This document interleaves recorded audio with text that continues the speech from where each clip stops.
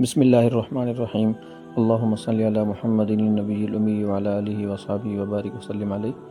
ہم کچھ الفاظ کی مشق کر رہے تھے، پریکٹس کر رہے تھے۔ آج ایک لفظ ہے میم، جس کی ہم تھوڑی سی مشق کریں گے اور اس کے بارے میں کچھ بتاؤں گا۔ یہ میم بنانے کا طریقہ آپ کو بتایا جا رہا ہے کہ میم کو بناتے وقت مارکر کو یا پین کو رکھیں گے اور اوپر سے نیچے کی طرف لے آئیں گے۔ اب کچھ بچے اس کو جو ہے نا لکھتے ہیں تو غلط طریقے سے لکھتے ہیں، جس کی وجہ سے لفظ بھی غلط بن جاتا ہے اور اس کی اردو لکھائی جو ہے وہ خوبصورت نہیں بنتی۔ یہ دیکھیں، چھوٹا سا یہ سرا بنائیں گے پہلے، نقطہ، اس کے بعد یہ ڈائریکٹ نیچے کی طرف، یعنی جو اوپر سرا بنایا تھا اس کے نیچے سے بچے یوں بناتے ہیں میم، تو یہ میم جو ہے یہ غلط کہلاتا ہے۔ میم صحیح جو ہے یہ آپ کے سامنے جو میں نے بنایا یہ صحیح ہے اردو قوانین کے حساب سے۔ یہ والا میم جو میں نے کہا کہ بناتے ہیں بچے یا کچھ بڑے لوگ بھی بناتے ہیں، بڑی عمر کے حضرات، تو اردو قوانین کے معلوم نہ ہونے کی وجہ سے یہ غلط بنتا ہے۔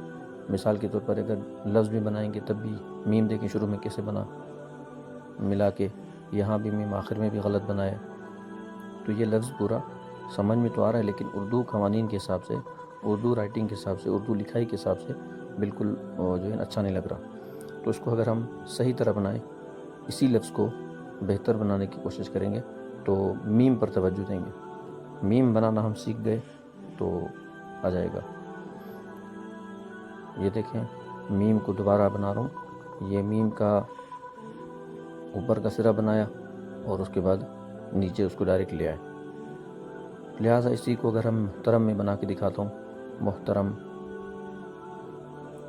اس کو میم بنایا، اس کے بعد یہ اردو کا جو اس طرح بنتا ہے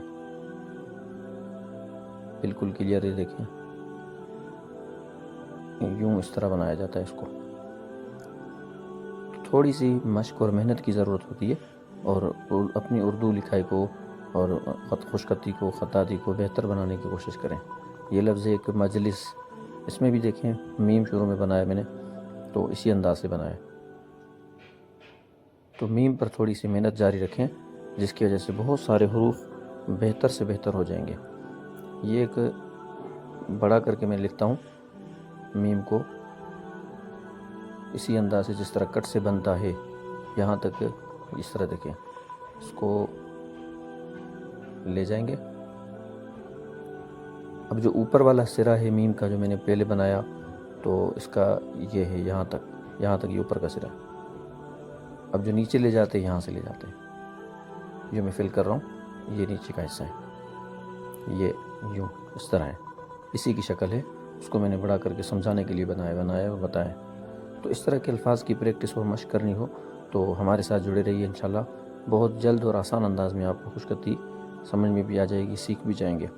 اگر آپ کو کوئی کسی لفظ میں مشکل ہوتی ہے اور کسی لفظ میں اگر محنت کرتے ہیں لیکن لفظ بنانا نہیں آتا، سمجھ نہیں آتی، تو اس حوالے سے بھی آپ کہہ سکتے ہیں، کمنٹس میں بتائیں کہ کون سے لفظ میں آپ کو پریشانی ہو رہی ہے، کون سا لفظ آپ سیکھنا چاہ رہے ہیں اور کون سا جملہ ہے آپ سیکھنا چاہ رہے ہیں، اور لفظ کون سا ہے جس کو آپ جملے میں بنانا چاہ رہے ہیں لیکن سمجھ نہیں آتا کہ اس کو قلم کو پکڑیں گے کیسے۔ قلم کو پکڑنے کا طریقہ بھی آنا چاہیے اور لکھنے کا انداز بھی آنا چاہیے۔ تو انشاءاللہ ہمارے ساتھ رہیے، بہت آسانی سے سیکھ جائیں گے۔